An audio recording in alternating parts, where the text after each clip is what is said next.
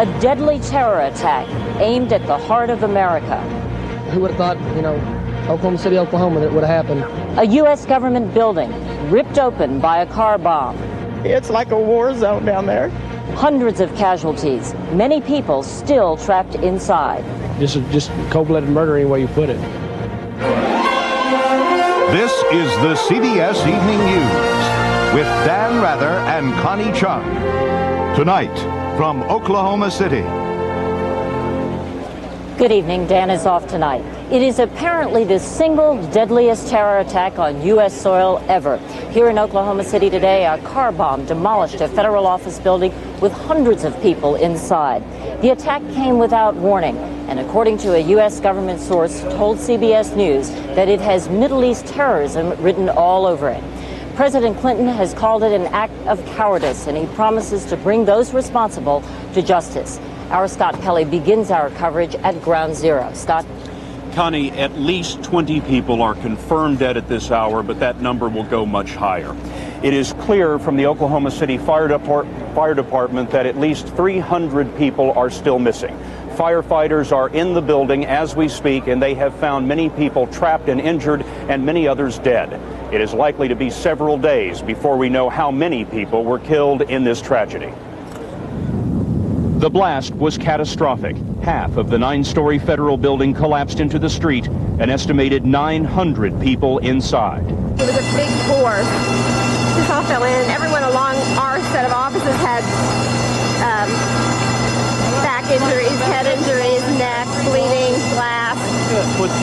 Stretcher, she's got a seizure. And the building shook and the ceiling fell in and the walls fell in and there was nothing left. It was minutes after 9 a.m. Children had just arrived at the daycare center on the second floor. At least 17 children were killed. 20 others are missing. Hundreds of other victims are trapped, missing, wounded, or dead. Police say it was a car bomb, perhaps as big as 1,000 pounds. And in the middle of the mayhem, they feared there was a second explosive. They've got a hot device. Get them back!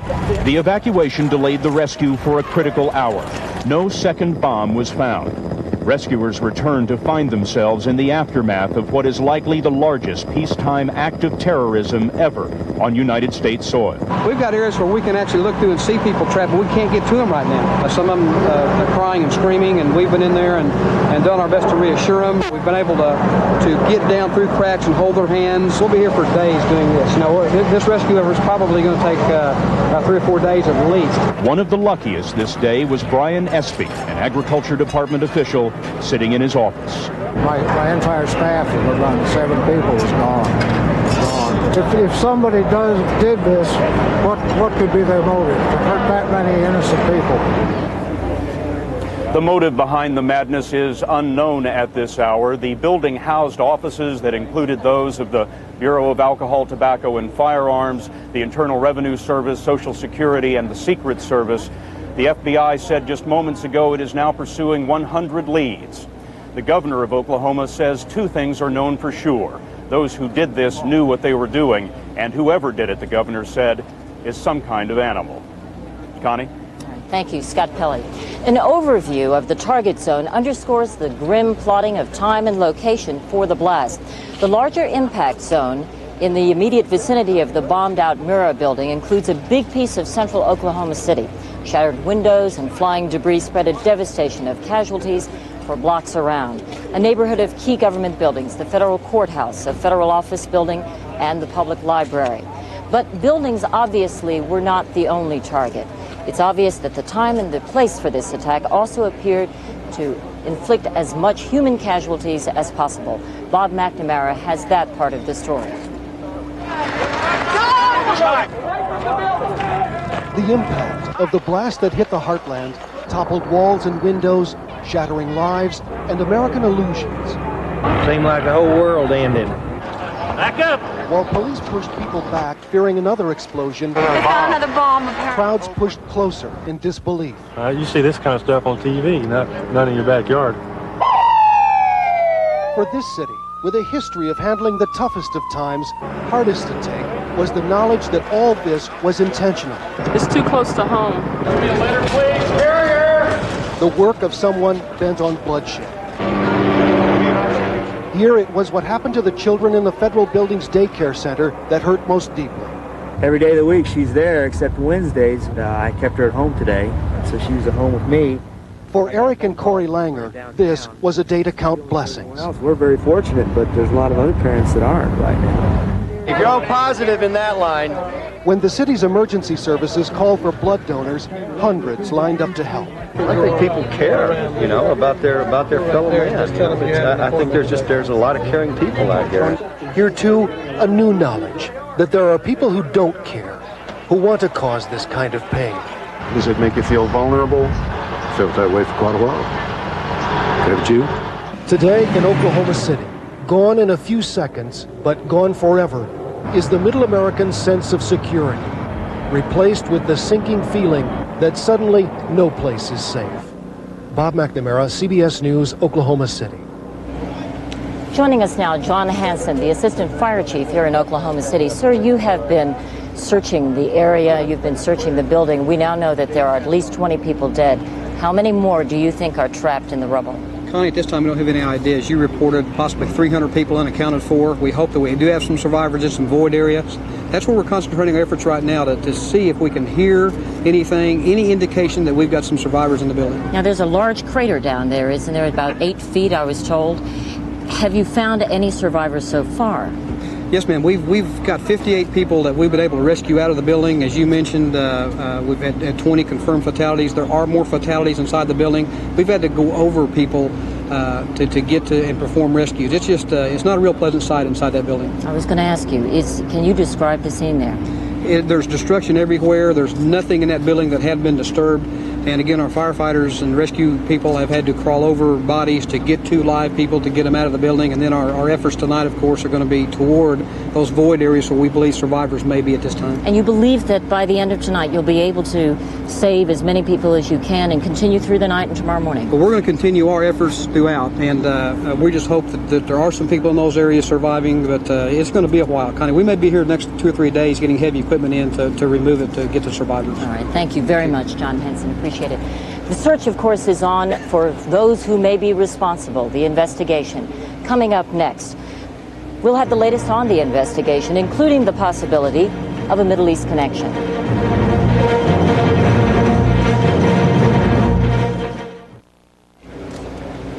Law enforcement teams are pouring in from Washington here to Oklahoma City, trying to help investigate who is responsible for this bombing.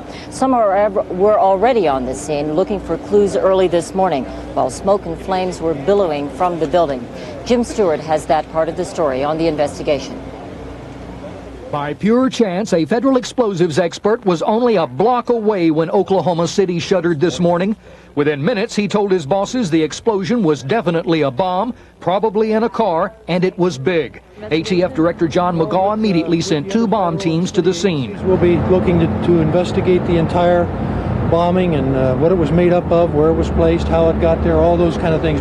The FBI, which will head the investigation, is also pouring manpower into the case and has alerted field offices to forward suspicious mail to headquarters for a fingerprint comparison with those of suspected terrorists.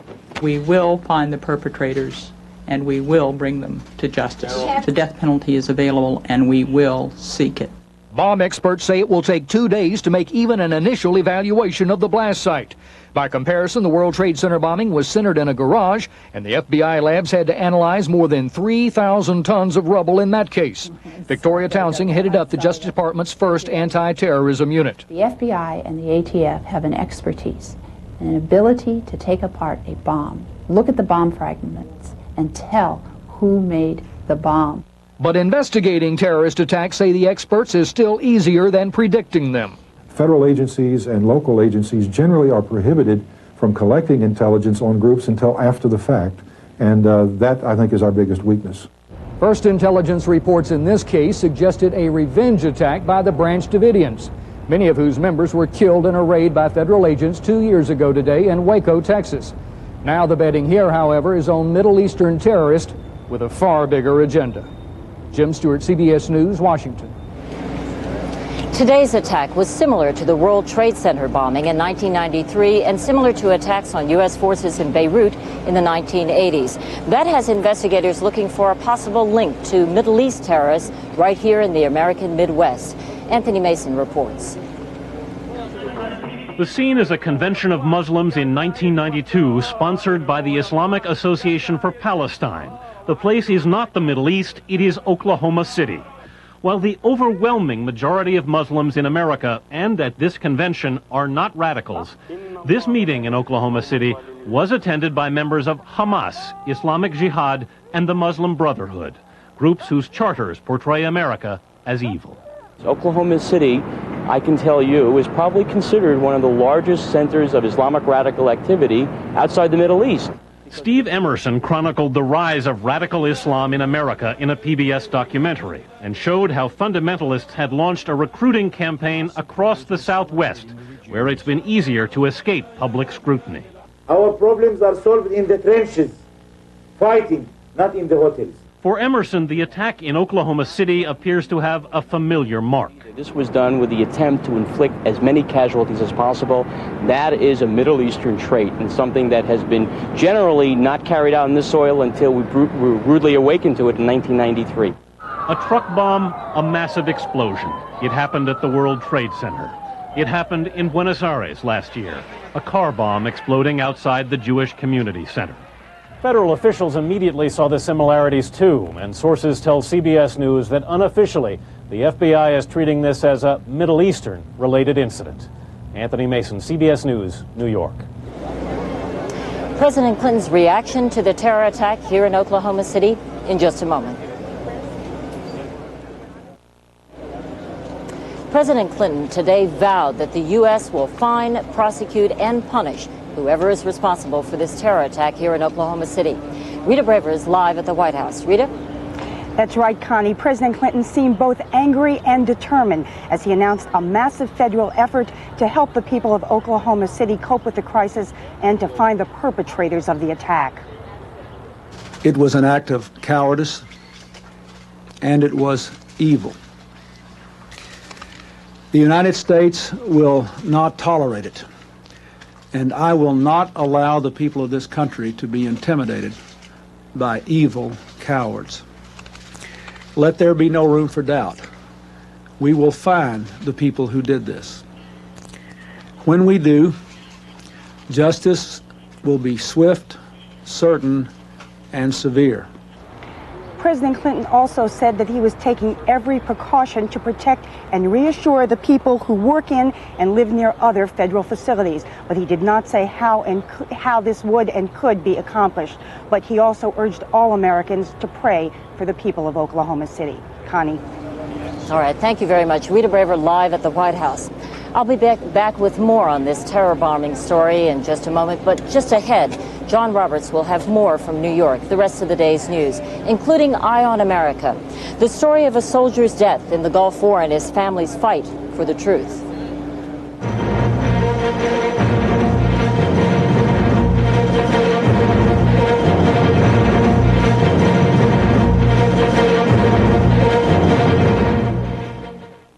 In other news today, there was no testimony in the O.J. Simpson murder trial. Instead, Judge Lance Ito spent the day interviewing jurors one by one about reports of conflicts among them and possible misconduct. Lawyers for both sides sat in on the questioning, but the judge refused to allow Simpson to be there. Senator Richard Lugar of Indiana made it official today. He is the latest Republican to announce he is seeking the GOP presidential nomination. To stand out from the rest of the pack, he is stressing his foreign policy experience. Lugar admits he is a long shot.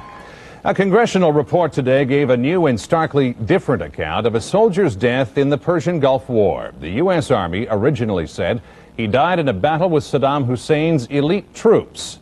The dead soldier and 3 others were decorated for valor. But as it turns out, the decorations may have been a cover-up for a tragic story of confusion, fatal mistakes, and lies. Correspondent Peter Van Zandt has tonight's Eye on America. February 20th, 1991. I'm in a war zone trying to make sure my troops and myself get out of here alive. Debbie Shelton reads the last letter her son, Douglas Lance Fielder, sent from the front lines of Operation Desert Storm. Fighters and helicopters fly over all the time. I love you, Lance. The letter came after she and Lance's father, Ron Fielder, buried their 22-year-old son. They basically said that Lance had been killed in Iraq in an exchange of small arms fire with the Republican Guard. Just one day before the war ended, he got hit in the knee. Fielder and 4 of his buddies were stranded near an airstrip in Iraq. A round hit him. It took him. They came under fire in the middle of the night. I felt his pulse. No pulse. Sergeant James Napier was wounded and saw Fielder die. I said, no, I just talked to him a couple of minutes ago. Fielder dead. The shock of the attack turned to anger when Sergeant Napier learned that Americans had fired the deadly shots. In his first TV interview, Sergeant Napier says he was ordered to keep that friendly fire incident secret. What did your superiors tell you to say? You're going to tell whoever happens to come up to you, media, newspaper, press, or whatever, that y'all were fired upon by the Iraqis. Back in Nashville, Tennessee, Lance Fielder's parents were kept in the dark until they received a startling phone call 3 months after their son's death. He was a soldier in Lance's platoon, and he said, what the Army is telling you is a lie. He was not killed by Iraqis, he was killed by an American unit. Ron and Debbie went public with this new information and began a quest for the truth. Nearly 6 months after their son's death, the Army admitted that Lance Fielder was a casualty of friendly fire. But after 2 investigations, the Army concluded there had been no wrongdoing by any superior officers. I call it a passive cover-up. What they chose to do was not interview people that were on the scene of the attack. Now, a new independent investigation by Congress's General Accounting Office places the blame squarely on the 2 American commanders at the scene. The report says that Colonel Douglas Starr and Lieutenant Colonel John Daly Jr. failed to maintain command and control of their units, the troops that fired on Fielder. The officers had not warned their troops that friendly forces might be in the area. It was Daly who gave permission to his gunner to shoot. At the time when he shot, it was completely unjustified. Captain Bo Friesen, who was fighting alongside Daly, was so disgusted by the incident, he left the Army. Everybody that saw it was thoroughly repulsed and shocked. I even had to stop one soldier from going after Colonel Daly himself with a pistol. He did everything wrong and gunned my son down. And that's not all. 3 soldiers who took part in the disastrous shooting were awarded the Bronze Star for valor. It's like spitting on Lance's grave. They give them an award for killing him. So these awards for valor were based upon false and misleading information. In Nashville this afternoon, Tennessee Senator Fred Thompson called for a new congressional investigation into the incident. Lieutenant Colonel Daly conducted himself in a totally inappropriate way. Lieutenant Colonel Daly has not responded to our request for an interview, and Colonel Starr has retired. The Army told us today it is rescinding those awards of valor. God bless you, Lance, and God bless America. For Debbie and Ron, the culmination of a 4-year struggle to uncover the truth. In Nashville, I'm Peter Van Sant for Eye on America. Coming up next from Oklahoma City. After the attack, Americans might not be taking security for granted anymore.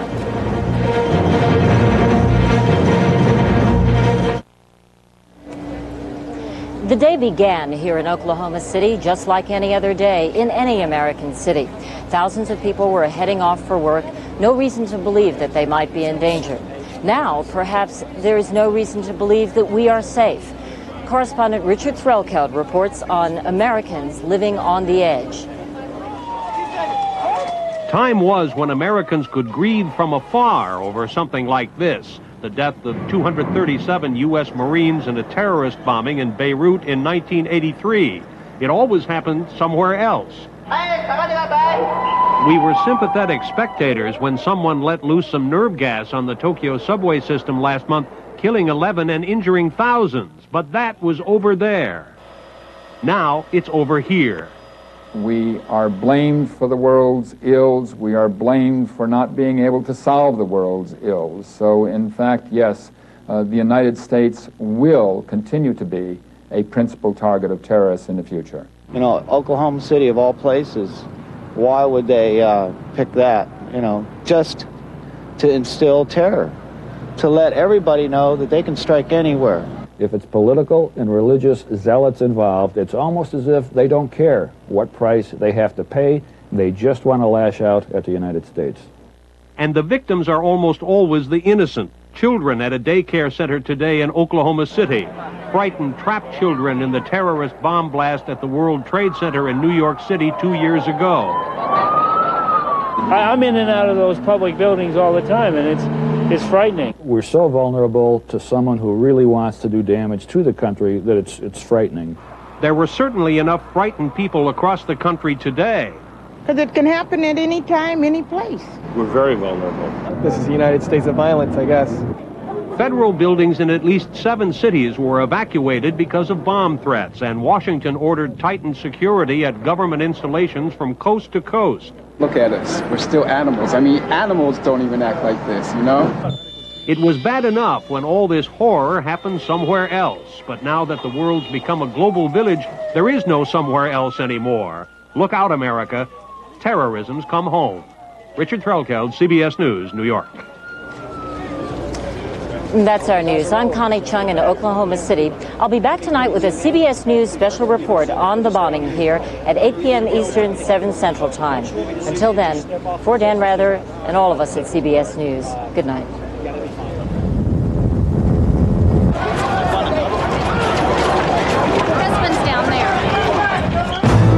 Experience CBS News. This is CBS.